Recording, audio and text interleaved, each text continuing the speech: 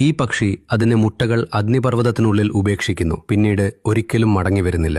ഇന്തോനേഷ്യയിലെ Sulawesi ദ്വീപിൽ മലയോ എന്നു പേരുള്ള ഒരു പക്ഷിയുണ്ട്.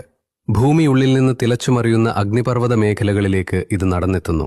അവിടെ ചുട്ടുപൊള്ളുന്ന മണലിൽ 1 മീറ്റർ ആഴത്തിൽ കുഴിയെടുക്കാൻ തുടങ്ങുന്നു. അവിടെ അത് ഒരു മുട്ടയിടുന്നു, അത് മൂടിവെക്കുന്നു, പിന്നീട് എന്നേക്കുമായി അവിടെ നിന്നും നടന്നു നീങ്ങുന്നു. അവിടെ അടയിരിപ്പില്ല, ചൂട് നൽകാനോ സംരക്ഷിക്കാനോ മാതാപിതാക്കളില്ല. തന്റെ കുഞ്ഞിന്റെ ജീവൻ അത് ഭൂമിക്കടിയിലെ അഗ്നിപർവ്വതത്തിന് കൈമാറുന്നു. ഭൂഗർഭതാപം 32നും 39 ഡിഗ്രിക്കും ഇടയിൽ നിലനിൽക്കുന്നു. ഒരു മുട്ട വിരിയാൻ കൃത്യമായി വേണ്ട താപനിലയാണിത്. ഭൂമി തന്നെ ഇവിടെ അമ്മയായി മാറുന്നു. കോഴിമുട്ടയേക്കാൾ 5 ഇരട്ടി വലുപ്പമുള്ളതാണ് ഇതിന്റെ മുട്ട. കാരണം ഇതിനുള്ളിൽ കുഞ്ഞ് ഏകദേശം പൂർണ്ണ വളർച്ച പ്രാപിക്കുന്നുണ്ട്.